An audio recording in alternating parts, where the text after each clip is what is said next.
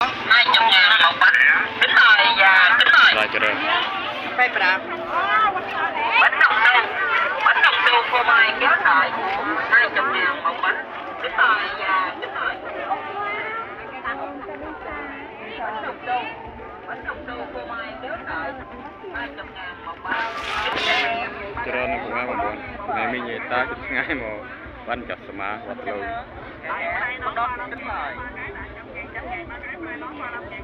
Rồi cho rồi.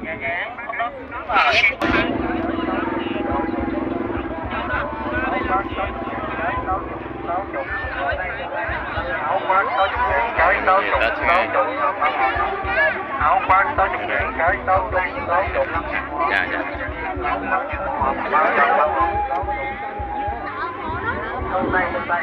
Buồn ngày mình người ta mà bánh chặt sma hoặc lâu nữa.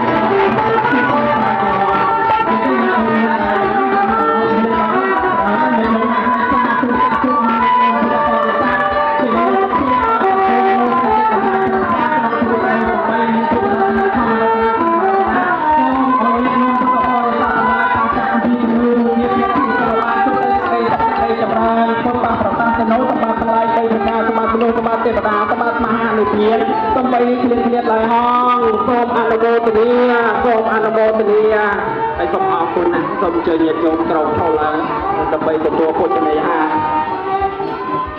Đây xong ấp sang thò nó phát đâm na, người băng nó băng, phát tê cho conประชา